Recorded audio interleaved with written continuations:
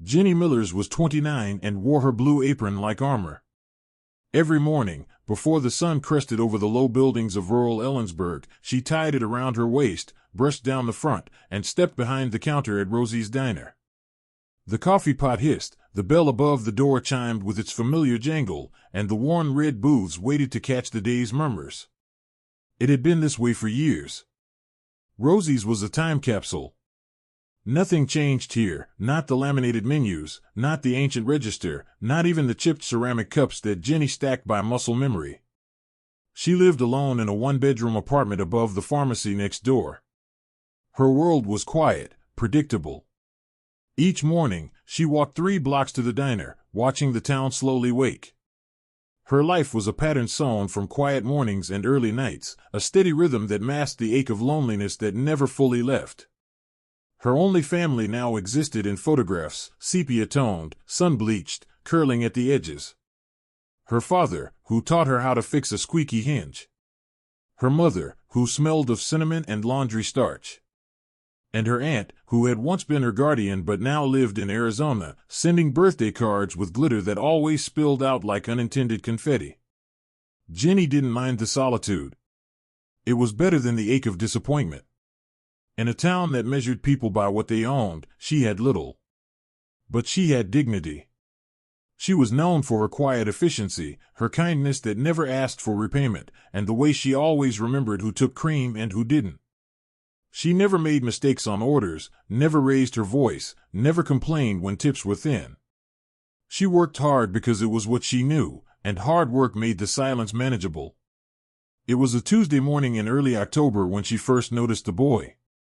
He was small, maybe 10, with shoulders drawn tight and wary eyes that darted more than they settled. He chose the booth farthest from the door and closest to the window, where he could see the street and the alley in one sweeping glance. His backpack was frayed and too large for his frame, the zipper rusted and pulled askew.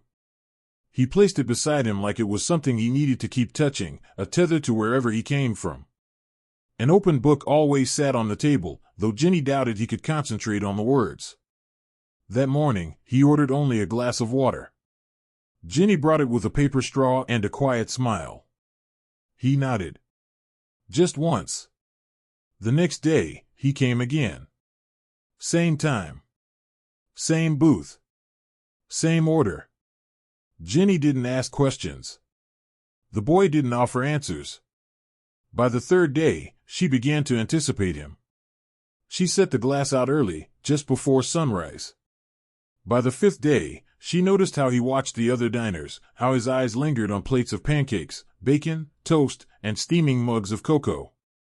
He never stared too long. Just enough to register what he wasn't going to have. She started timing her rounds so she could check on him more often, but not so often that he noticed. There was something fragile in his presence, like a soap bubble that might vanish if she got too close. He reminded her of herself at 15, after her father died, after her mother passed 2 years later, after her aunt took her in out of duty more than affection. She remembered how it felt to sit in a room full of warmth and still feel the cold edge of hunger in her gut. On the 15th day, she brought him a plate of pancakes. "Oh," she said, setting it down lightly, like an afterthought. "The kitchen made an extra. I'll just leave it here instead of throwing it away." The boy stared at it. Suspicion flickered in his eyes, sharpened by pride and a life that had taught him nothing came free. Hunger warred with habit. Jenny didn't wait for permission. She turned away and returned to the counter, her face blank, her heart pounding just a little faster. She pretended to refill the sugar jars. When she glanced back, the plate was already half empty.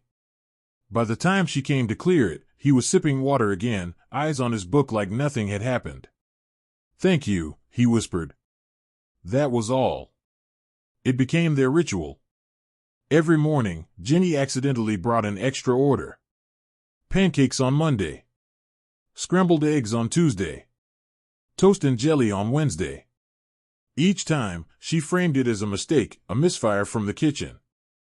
Each time, the boy hesitated less. He never asked for the food. Never reached for it until she'd walked away. But he always ate. Slowly at first. Then quickly, like he feared the world might change its mind. She never asked his name. She didn't need to. Some things were too sacred to be pried open. His presence became part of her rhythm, a new verse in her quiet song. She found herself preparing for him, choosing the best-looking fruit slices, buttering the toast just right, folding the napkin neatly. It wasn't charity. It was memory. It was reflection. By the fourth week, others began to notice. "Feeding strays now?" Harold asked one morning, eyebrows raised as he stirred his coffee. Jenny shrugged, poured his refill. "Someone's got to teach these kids life isn't free," muttered a woman in a suit jacket, tapping at her phone. "Just saying. Looks like a scam to me." "Ignore them," said Kathy from behind the grill. "They don't remember what it's like to need." But even Kathy warned her in the back room. "You're a good soul, Jenny. But be careful. You can't fix what people won't admit is broken." Jenny nodded. But she kept serving.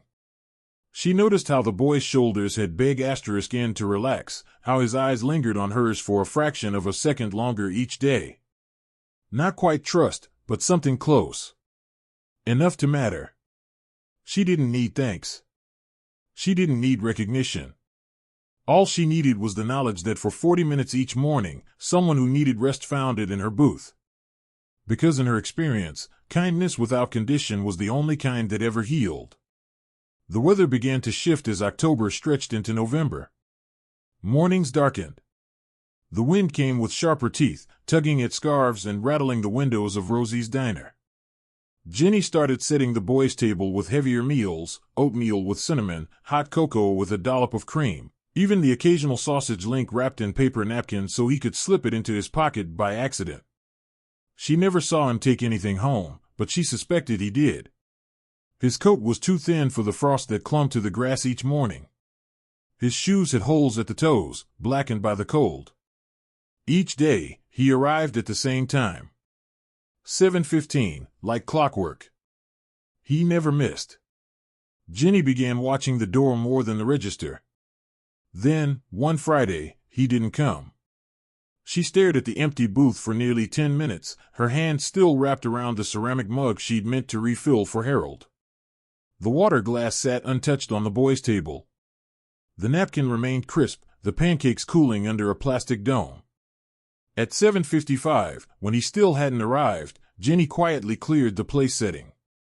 No one said anything, but she felt the eyes on her, curious, smug, waiting.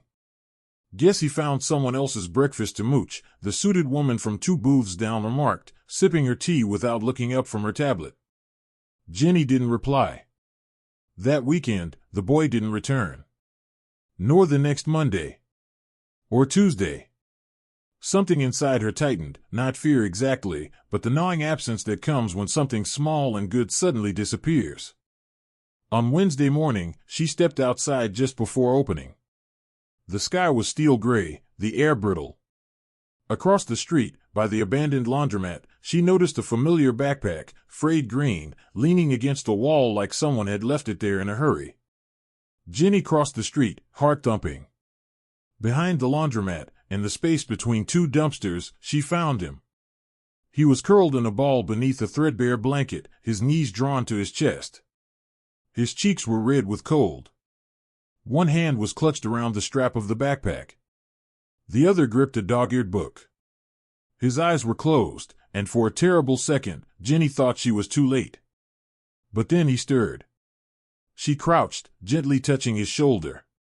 He jerked awake, eyes wide with panic. But when he saw her face, something in his expression flickered, recognition, shame, fear.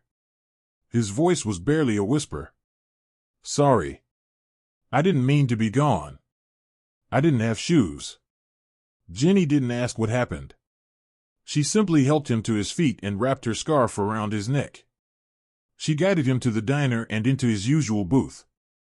No one said a word as she poured cocoa and brought him hot pancakes with syrup and butter already melted in the middle. When she stepped into the kitchen, Kathy was waiting. "You all right?" she asked gently. Jenny nodded. "He was outside all night." Kathy handed her a plate of eggs without comment. But her voice softened. "I'll bring my nephew's old coat tomorrow. Bet it fits." By the following Friday, the boy was back in his rhythm. Now with warmer clothes, a second pair of socks peeking above his sneakers, and a new backpack that someone left near the register by mistake. But the whispers grew. "That waitress got herself a little project, huh? Some folks just can't say no to a sob story." Jenny kept her head down. The food kept coming. One morning, the local health inspector entered the diner. He wore a badge, a clipboard, and the kind of expression that looked for flaws. He sat at the counter, ordered coffee, and made notes without drinking it. Then he called Jenny over. "There's been a complaint," he said. "A child, unsupervised, regularly eating food not entered in the register. Unlicensed charitable food distribution, they're calling it." Jenny felt her stomach twist. "He's just a kid." The inspector didn't look up. Policy doesn't make exceptions for kindness. That afternoon, the diner's owner called from Wichita. He'd received a letter. Anonymous. But clear. If Jenny continued feeding that stray, he said, she'd be let go. He didn't want trouble with the state, or gossip from the town council. "You're a good worker," he added. "But this ain't a shelter." Jenny hung up the phone without responding. The next morning, she served the boy his usual meal. She didn't tell him what happened. Didn't let him see the way her hands shook when she brought out the food. He looked at her longer that day, his eyes asking a question she couldn't answer. At noon, she was fired. Official reason, violation of health protocols. Unofficial reason, kindness that made others uncomfortable. Jenny left her apron on the hook, wiped her hands, and stepped into the chill outside. She had no plan. No savings. No job. But she walked down the street with her head high.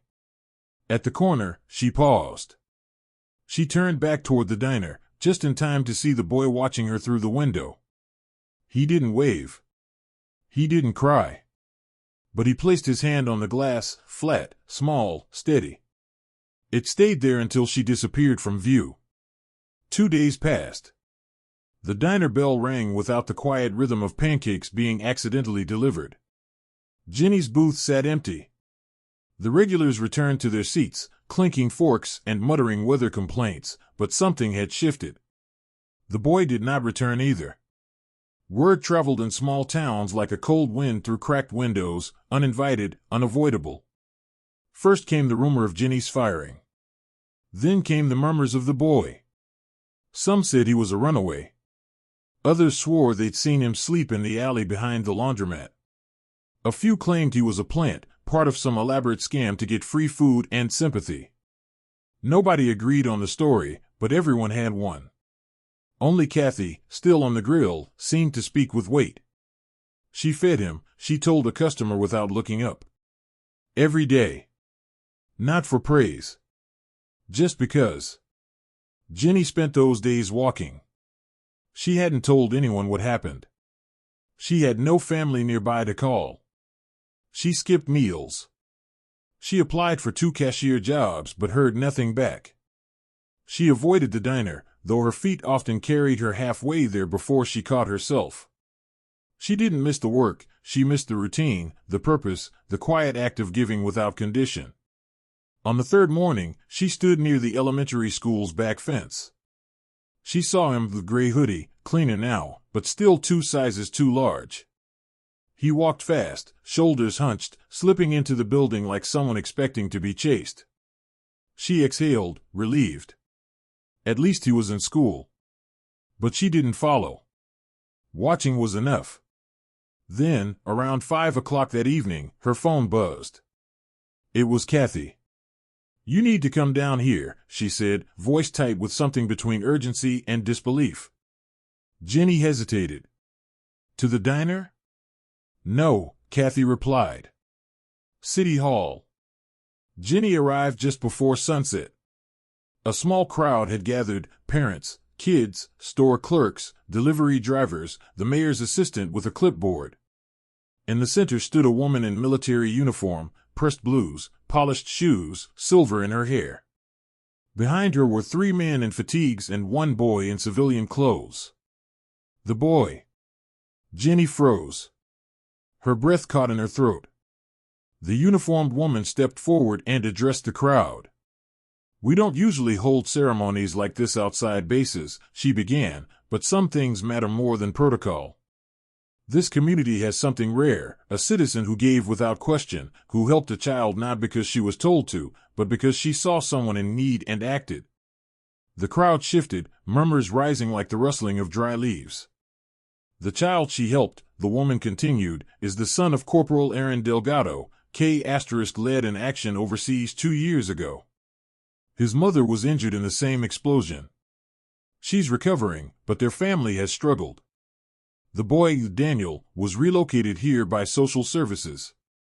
He never told anyone who he was. Didn't want special treatment." Jenny stepped closer, heart racing. Daniel looked down at the ground, then up, eyes meeting hers for the first time since the diner. "She fed him every day," the officer said, "and asked for nothing. But today, we give something back." The Marines behind her unfolded a flag, one Jenny recognized instantly. It was a burial flag. Folded triangles. Stars showing. The officer turned to Jenny. "You may not wear a uniform, Miss Millers, but today, we offer you something our ranks reserve for our own." From a velvet box, the officer lifted a challenge coin, heavy, gold-rimmed, engraved with the seal of the United States Marine Corps. Only given for service beyond expectation. She pressed it into Jenny's hand. The crowd fell silent. Even the children stilled. The mayor stepped forward next, clearing his throat awkwardly. "We, didn't know," he said. "About the boy. About you. We want to apologize, and more than that, we want to honor what you've shown us." He pointed toward the edge of the town square, where 2 maintenance workers were assembling a wooden bench beneath a new street lamp. "It's not much. But it'll stay. The plaque reads, 'Kindness without condition, sit, remember, thank.'" Jenny stared at the inscription. The same words she'd once told Kathy in the kitchen, "You can't fix what people won't admit is broken. But you can give them warmth while they figure it out." Then came the applause. Not loud, but real. People who had once whispered now stood with hands together, eyes softening, postures loosening. The very same who had watched her get fired, who had said nothing. Daniel approached her last. He said nothing. But he reached into his coat and pulled out something wrapped in tissue, her apron. Folded, clean.